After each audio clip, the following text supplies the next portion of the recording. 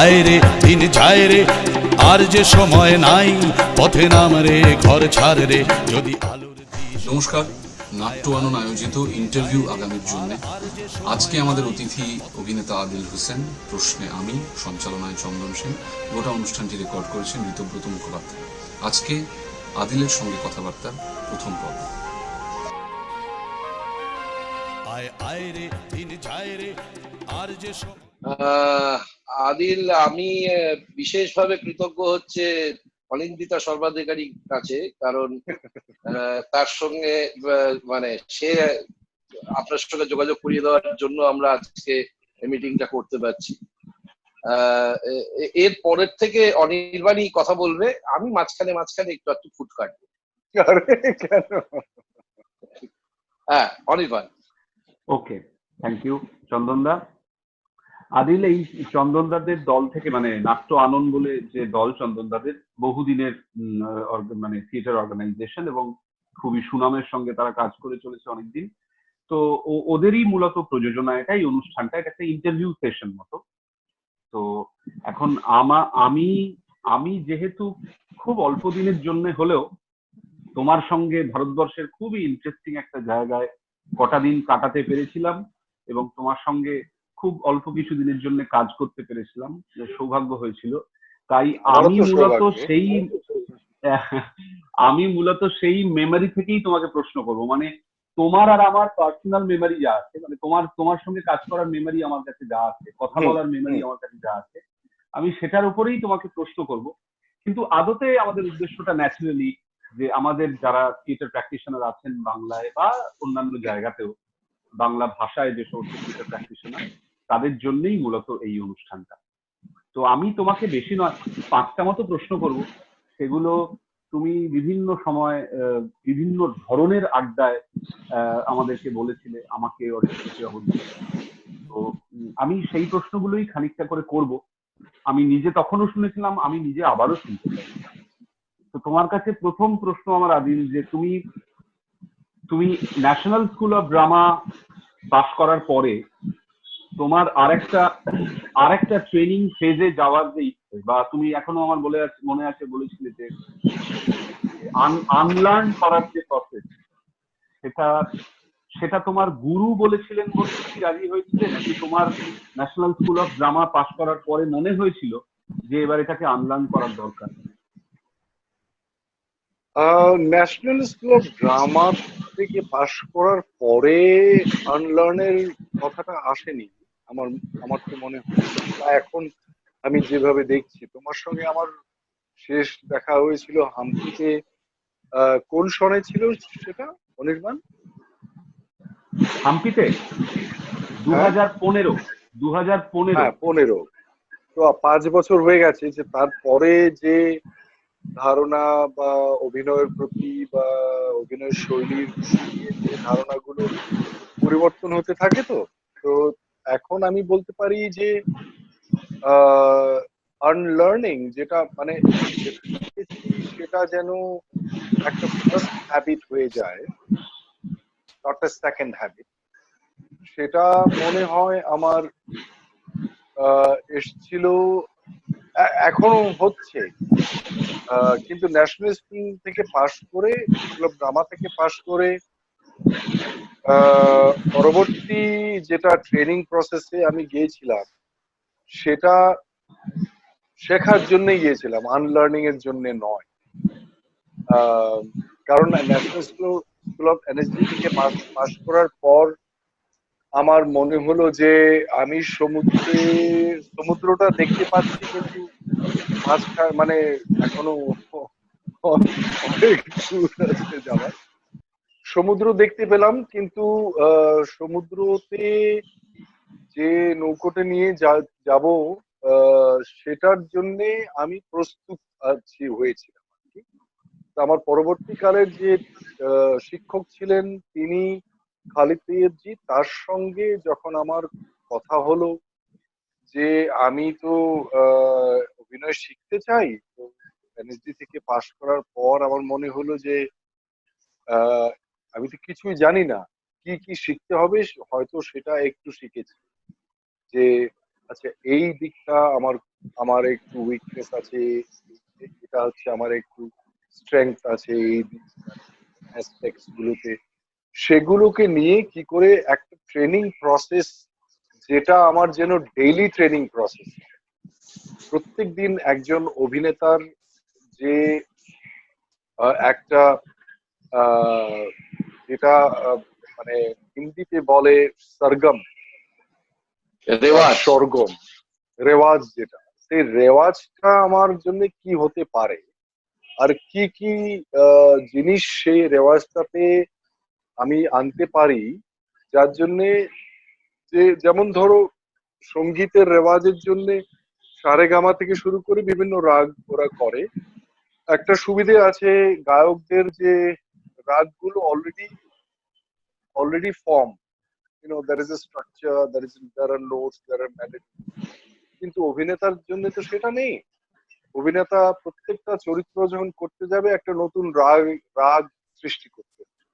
তো সেই জন্য কি করে সেই রাগটা সৃষ্টি করতে হবে, কি করে সেই মেলোডি খুঁজে পেতে হবে প্রত্যেক চরিত্রের জন্য, সেটা শেখার জন্য কি কি ধরনের মানে দৈনিক রেওয়াজ যেটা হয় সেটা কি করে শেখা যায়, আর তার ভেতরে কি কি এলিমেন্টস থাকতে পারে। তো এখন আমি একটু হয়তো মানে আর্টিকুলেটলি বলতে পারবো এই জন্যই যে আমি অনেক বছর করলাম, সেই জন্য একটুখানি ক্ল্যারিটি এসছে যে একটা তো হচ্ছে physical body, the muscle, the muscles means যে জিমে গিয়ে যেগুলো মাসলস তৈরি করে সেটা কথা আমি বলছি না, but inner muscles, physical muscles, all kinds of small muscles of the body, of the trunk. Then the software, এটা হচ্ছে তো হার্ডওয়্যার। সফটওয়্যারের ট্রেনিংটা কি করে হয়, সফটওয়্যারটা কিভাবে আপডেট করা যায় according to the need of the character. Now আমরা যেটা সফটওয়্যার নিয়ে আসি বা জন্ম আমাদের হয় যে সফটওয়্যারে, তার ওটা অলরেডি প্রি লোডেড সফটওয়্যার, যেমন স্যামসাং একটা এমবেডেড সফটওয়্যার থাকেই আমাদের কাছে। আমাদের মানুষের ভেতরে যেটা থাকে সেটা, যেমন আমার নাকটা আমার বাবার মতো, আমার কানটা হচ্ছে হয়তো মার মতো, আমার চোখ দুটো হচ্ছে হয়তো আমার মামার মতো। সেই জন্যে হার্ডওয়্যারের তো পরিবর্তন করতে পারছি না আমরা, শুধু খালি মোচ পোচ একটু শরীরের ওজন কমানো বাড়ানো থেকে দাড়ি ফাড়ি লাগিয়ে আর যতটা একটু কম বাড়ানো করা যায়, কিন্তু আমরা ডেফিনেটলি সফটওয়্যার আপডেট করতে পারি। সেই সফটওয়্যারটা অলসো যেটা আমরা নিয়ে আসি মার গর্ভ থেকে, সেই সফটওয়্যারটা মার ইমোশনাল বডি, বাবার কতগুলো ট্রেটস থাকবে, তো ওটাকে যেটা ইংরেজিতে বলা হয় ডিপ কন্ডিশনিং। যেমন ধরুন একটা কিছু মানে যে কোনো একটা জিনিস আমাকে রাগ দেবে বা রাগ মানে might create anger or irritation or happiness or all kinds of things. Those are very close to, ওগুলো হচ্ছে ধরুন বাবার একটা ট্রেট থাকবে মার থেকে নিয়ে এসেছি, তো ওগুলো থেকে বের করে নিজেকে কি করে বার করে আলাদা করতে পারি, আর একটা মোটামুটি ভাবে একটা নিউট্রাল স্টেটে কি করে আসা যায় আমার বাংলা শব্দ আসছে না মাথায়, ইংরেজিতে বলছি একটুখানি, so that we come to a neutral state so that we can allow the color of the character to paint the canvas, the white canvas. তো ওই যে জার্নিটা নাও আমি একটু ব্রেকডাউন করছি। আমাদের সফটওয়্যারে কি কি থাকে, যে আমাদের জাজমেন্ট, আমাদের মানে sense of right and wrong, correct and incorrect, morality, কি কি জিনিস আমরা ঘেন্না করি, কি কি জিনিস আমরা ভালোবাসি, কি দেখলে আমাদের রাগ হয়, আমাদের ভিতরে আনন্দ হয়, এই সবগুলোই একটা সফটওয়্যার যেটা আমরা নিয়ে এসেছি। তো ওখান থেকে কি করে একটা নিউট্রাল অবস্থায় যেতে পারি, যদি আমি পেইন্টিং এর ভাষা ব্যবহার করি, একটা সাদা ক্যানভাস কি করে আমি নিজেকে বানাতে পারি, সেটা সেই জার্নিটা অত্যন্ত আমার জন্য খুব পেইনফুল ছিল। আমি ভাবি যে সবার জন্যই পেইনফুল হওয়া উচিত ওটা, কারণ নিজে যেটাকে আমরা ধরে রাখি খুব এত মানে গভীর ভাবে আমরা ওটাকে ধরে রাখি, নাহলে আমাদের সেন্স অফ আইডেন্টিটি নষ্ট হয়ে যায়। যে আমি বাঙালি, আমি অমুকের ছেলে, আমি অমুক পাড়ার ছেলে, আমি ভারতীয়, আমি বাবা, আমি মা, আমি একজন টিচার, বা যত ধরেন আমি এটা দেখে ভালোবাসি, আমি ওটা করে ভালোবাসি, আমি এই আইডিওলজিতে বিশ্বাস করি, ওই আইডিওলজিতে বিশ্বাস করি, এই সবগুলো থেকে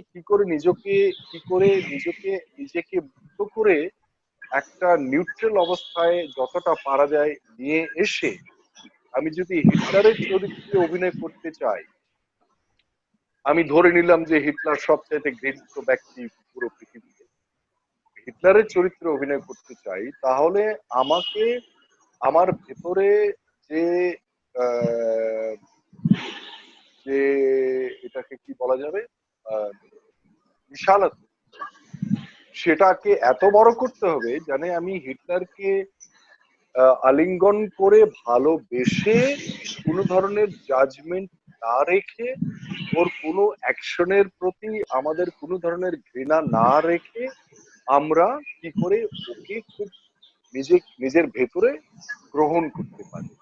যেমন আমি রামকৃষ্ণ পরমহংসদেবের কথাই বলছি যে ঘৃণা, লজ্জা আর ভয়, এই তিনটে জিনিস থাকতে নয়, এই তিন জিনিসটা একসঙ্গে, একটা না, আলাদা করে না, একসঙ্গে যখন না থাকে, তখন হয়তো একজন অভিনেতা যে কোনো একটা চরিত্র করতে গিয়ে খুব গভীর ভাবে নিজেকে মানে ভিতরে নিয়ে যেতে পারেন।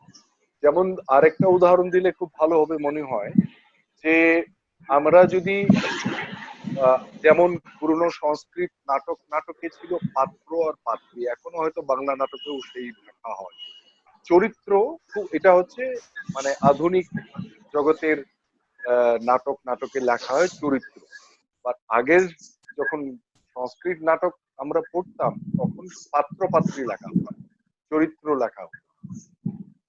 পাত্র মানে হচ্ছে এই একটা ভেসেল, এর ভেতরে যেটা ঢুকবে সেটা হচ্ছে অভিনেতা। তো অভিনেতা যদি অলরেডি এরকম একটা ধরনের ঢুকতে পারবে না, যদি জলের মতো না হয় তাহলে ঢুকতে পারবে। আর জলের যে তিনটে খুব ইম্পর্টেন্ট কোয়ালিটি, সেটা হচ্ছে ট্রান্সপারেন্সি বা স্বচ্ছতা, বা ফ্লুইডিটি, তার যেটা ফ্লুইডিটি বাংলা আমি জানি না, আর হচ্ছে যে মানে ability to quench your thirst, তেষ্টাটা নিবারণ করার যে একটা যে কোয়ালিটি, সেটাও আছে জলে।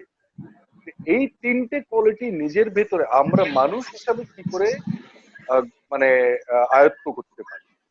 The flexibility of ideas, flexibility of the body, flexibility of emotions, ideas, um, imagination, dreams, everything.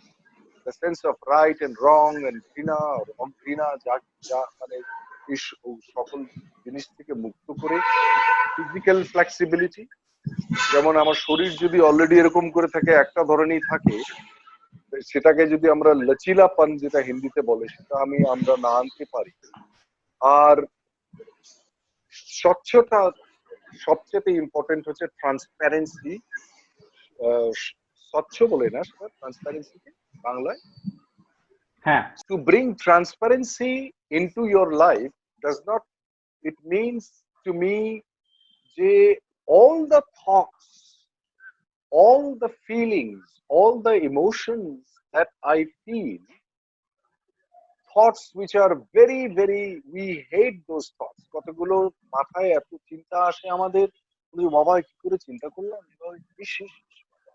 খুব পাপ হয়ে গেল চিন্তাটা, মানে আর কার্য ওরকম কতগুলো কার্য আমরা করি সারাদিনে, হয়তো বছরকে বছর, যেগুলো আমরা নিজেদের ভেতরে যেগুলো আছে ভালো, আমাদের খুব নিজেদের প্রতি ঘৃণা হয়, বা ভীষণ ভালো কার্য করি যেগুলোর প্রতি আমাদের শ্রদ্ধা আসে, ও সবগুলো নিজে প্রথমে স্বীকার করতে হবে যে হ্যাঁ আমি এরকম, আমার ভেতরে হিটলারও আছে, আমার ভেতরে জিসাস রামকৃষ্ণও আছে, বা যদি আমি ওই স্পেকট্রাম মানে এই দুটোকে আমরা মানি যে এই ধরনের স্পেকট্রাম,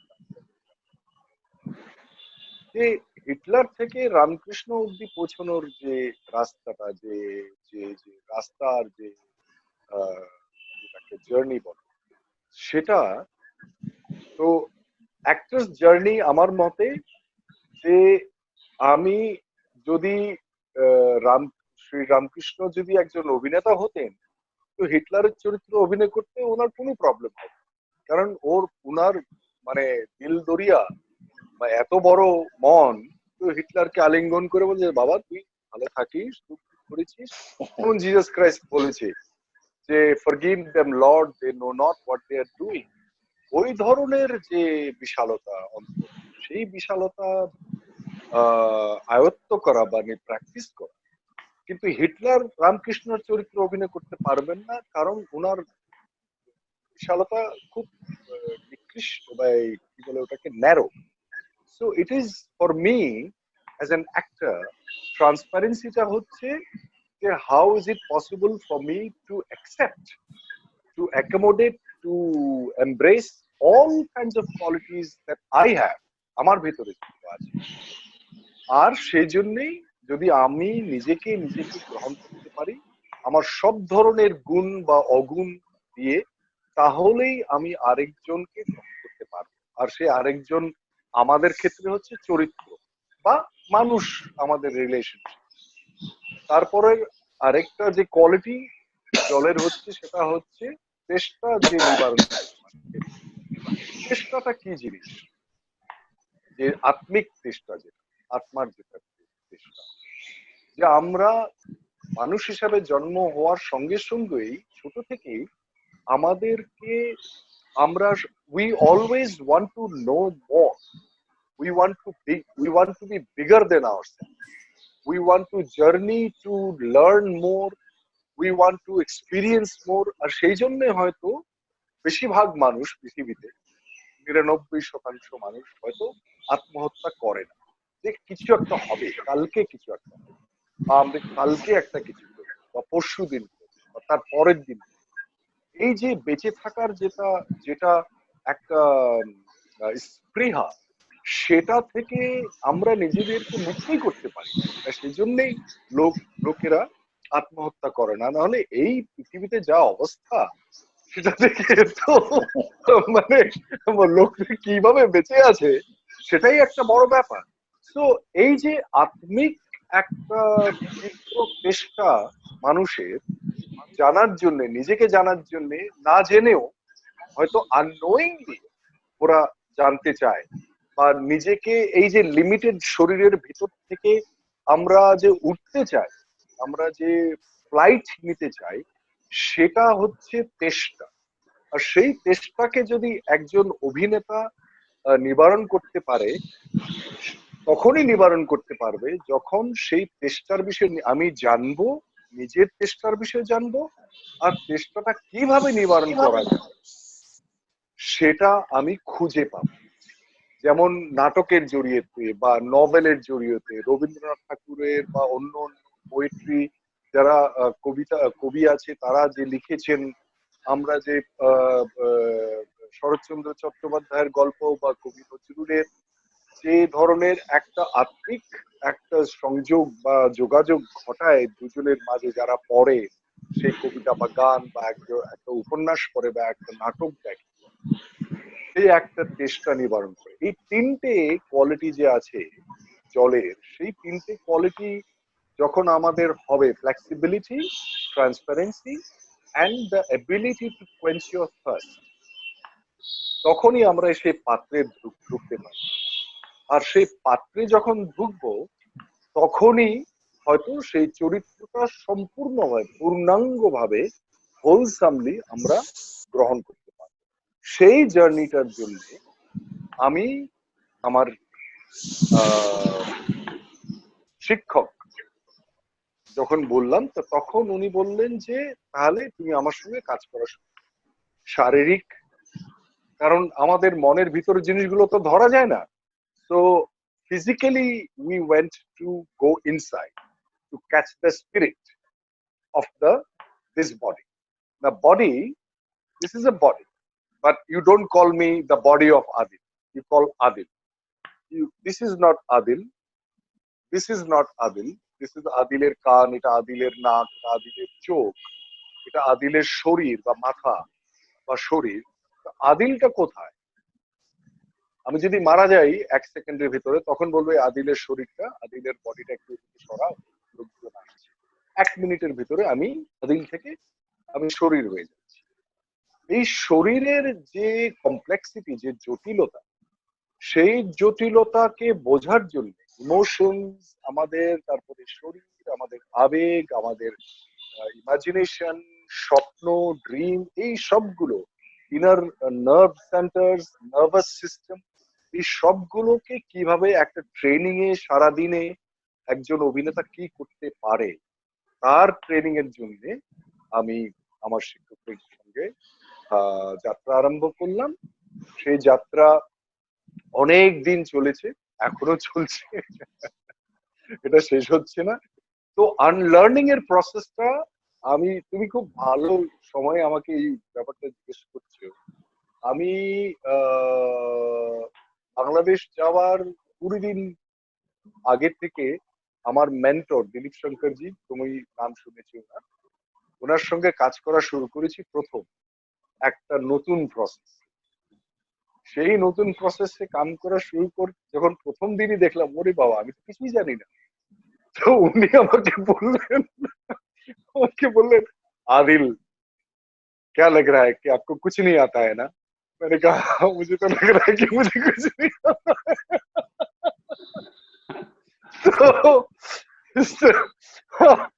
তো আমি আমার জিরো থেকে শুরু করেছি, আর এখনো হচ্ছে। আমি কাজ করছি এখনো, কালকেও কাজ করেছি with a video call.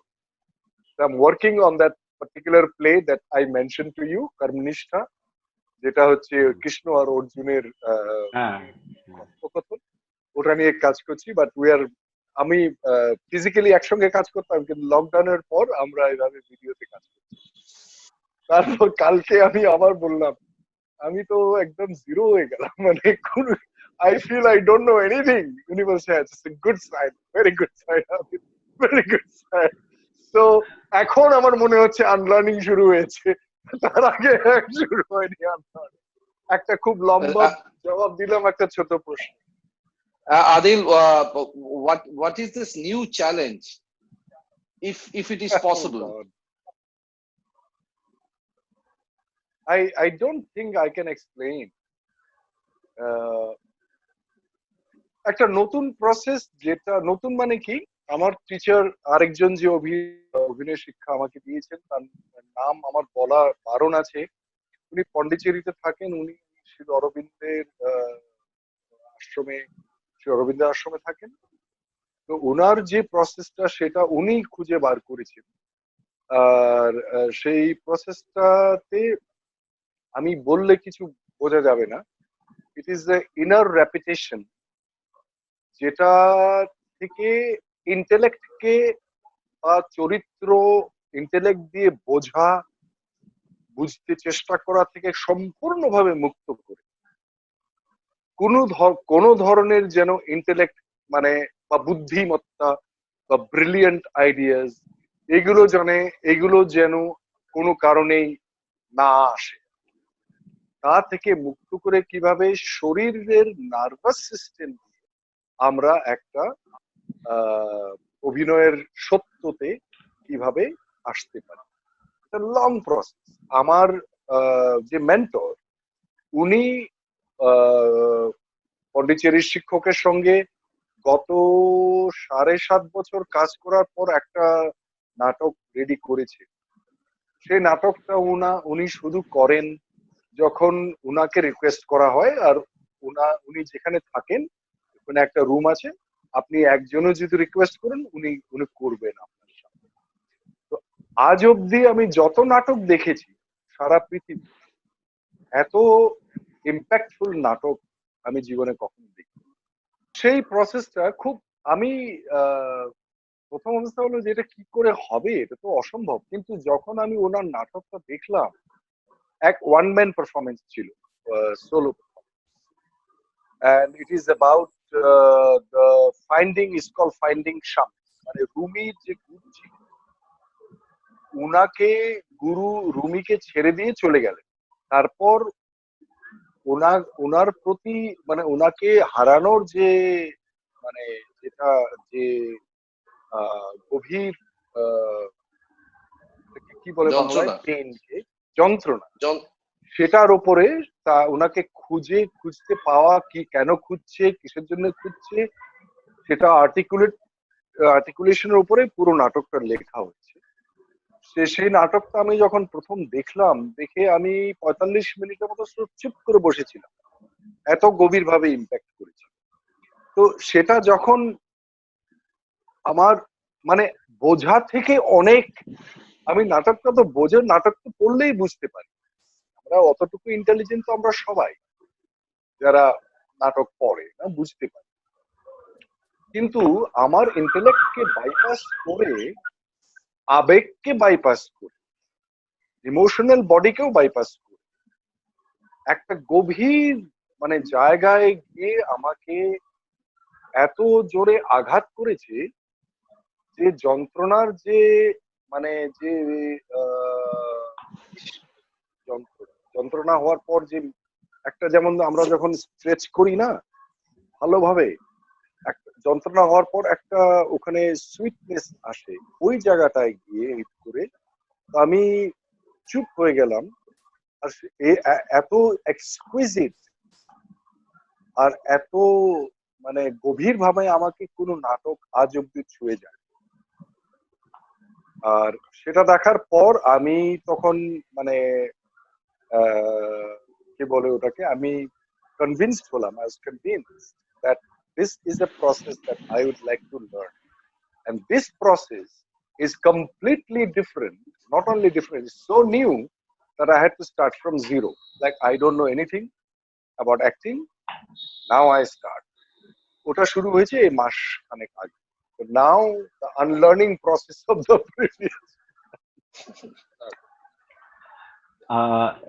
এই কাজটা অনেকদিন ধরে চলছে, তুমি বলেও ছিলে। ইভেন তুমি বোধহয় গত বছর কেরালা গেছিলে কুডিয়াট্টাম এ করার জন্য। হ্যাঁ হ্যাঁ, এই কাজটারই জন্য বোধহয়।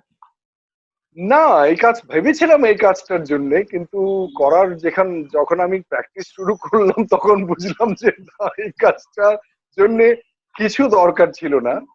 অবশ্যই আমার প্রিভিয়াস এক্সপিরিয়েন্স যে অ্যাক্টিং এর হয়েছে সেটা আমাকে খুব মানে সহায় করছে, হেল্প করছে, কিন্তু ফান্ডামেন্টাল জিনিসগুলো হেল্প করছে, যেমন the ability to have concentration, that is fundamental.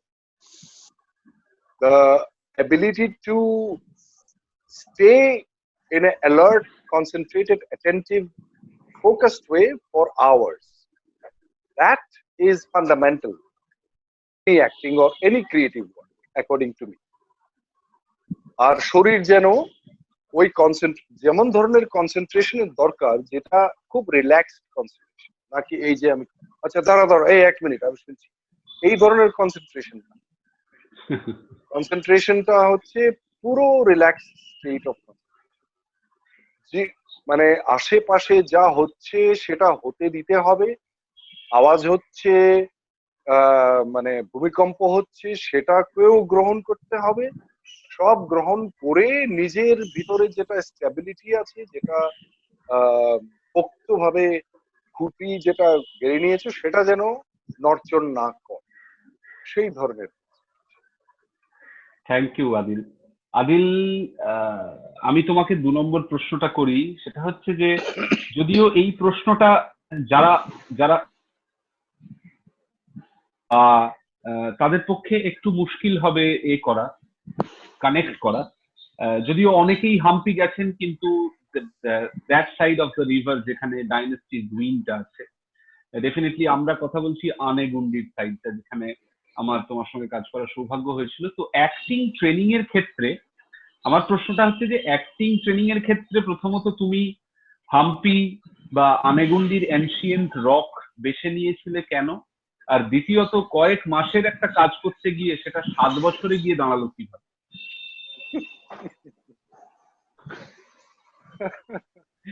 আহ, আমি প্রথম কথা হচ্ছে যে আমি বেছে নেই সেটা, আমার টিচার খালিদ প্রিয়জি খুঁজে পেয়েছিল জায়গাটা। কিন্তু যখন আমি ওখানে পৌঁছলাম, তখন যখন ওখানে নট অনলি পৌঁছলাম, অনেক বছর কাজ করার পর আমার মনে হলো যে কেন এটা সবচাইতে উৎকৃষ্ট, সর্বশ্রেষ্ঠ জায়গা।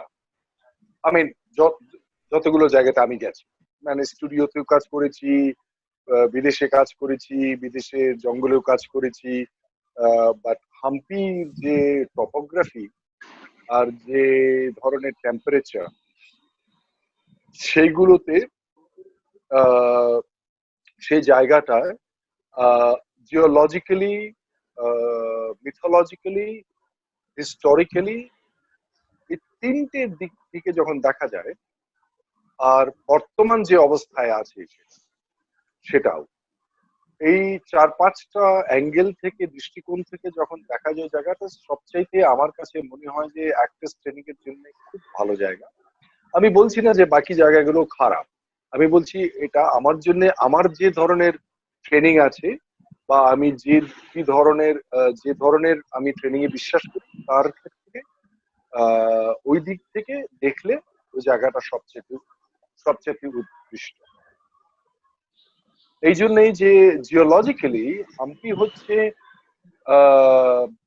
ওই জায়গাটা হচ্ছে যে পৃথিবী যখন গলিত অবস্থায় ছিল, তখন ওখান থেকে যখন আস্তে আস্তে শুকোতে শুরু করে, হাম্পি আর আফ্রিকা আর ভারতবর্ষ একসঙ্গে ছিল, তারপর ভাগ হয়ে গিয়ে গোন্ডওয়ানা ল্যান্ড গুলো ভাগ হয়ে গেছে আলাদা হয়ে গেছে। তো ওরা বলে যে প্রথম যে জায়গা থেকে, মানে গলিত অবস্থা থেকে যখন শুকোতে শুরু করে, ওই জায়গাগুলোতে প্রথম শুকিয়েছে। আর ওই পাথরগুলো যেগুলো তুমি দেখেছো, সেই পাথরগুলো হচ্ছে the most ancient rocks on the planet, 3.6 billion years old rocks. তো ওই পাথরগুলো, আর প্রত্যেকটা জিনিস পৃথিবীতে, including human body, are made of molecules, atoms, nucleus, neutron, proton. So, and if you go deeper into the neutron and proton and nucleus, there is emptiness, according to the physics. That there is nothing there. There is nothing solid, but still it is solid. Human body থেকে শুরু করে পাথর থেকে গাছ সব। তো আমি ভাবি যে এটা আমার স্পেকুলেশন, যে every rock has experienced these 3.6 billion years of solid time and space. যখন আমি ওগুলো কোনো একটা পাথরকে দেখতে থাকি, আমি কোনোদিন বোর হইনি। I did not feel like, oh my god, enough, I'm looking at the rocks as if, তোমার সামনে যদি কেউ একজন এসে বলে আমার বয়স 300 বছর, তখন তুমি কিভাবে দেখবে? ওরে বাবা। তো সেই যে একটা কিউরিওসিটি একটা রেডি করে, মানে একটা তৈরি করে, সেই কিউরিওসিটিটা আমি না জেনে কিন্তু দেখেছি, আমি জানতাম না এগুলো যখন এটা মিকেলাঞ্জেলোর মতো। হ্যাঁ, মিকেলাঞ্জেলোর মতো, মাইকেলাঞ্জেলো বা রেমব্রান, বা আমি মানে ঘন্টা ঘন্টা একটা পেন্টিং এর সামনে দাঁড়িয়ে রয়েছি আমি আমস্টারডামের মিউজিয়ামে বা বার্লিনের মিউজিয়ামে, 4 দিন একটা মিউজিয়ামই দেখেছি শুধু, এমন করে তাকিয়ে থাকি একটা নাইট ওয়াচম্যান দেখে বা মাইকেলাঞ্জেলোর পেন্টিং দেখে, সিস্টিন চ্যাপেল। সো ওই ধরনের একটা energy which radiates from those rocks. So I did not know the age, but যখন আমি জানতে পারলাম, তখন হয়তো একটু বুঝতে পারছি, maybe this is the reason, I'm not sure. So এই যে আমাদের প্রাইমর্ডিয়াল, এটাকে কি বলা যায়, গ্রোতস্কির ভাষা মনে আসছে আমার, যে যখন উনি বলেছেন যে যখন আমরা নিজের ভেতরে খুঁজতে থাকি, মানে when we dig within ourselves, তখন he says in English, he says that we reach primordials, and he says, may I dare to say the primordial, the most ancient. That means he tries to mean the Srishtikota that we find. So rocks are the most important element in Hampi. Of course, the combination of the river and the rocks and the green, but the rocks are the most important.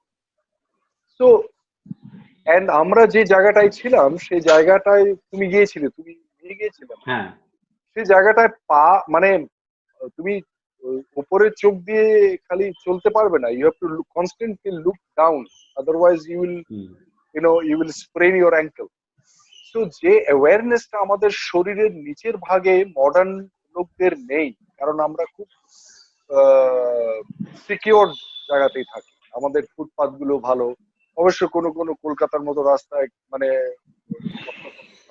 থাকে, generally যে মানে নিচের দিকে না দেখে চললেও হয়ে যায়, ওই জায়গায় তুমি সেটা পারবে না।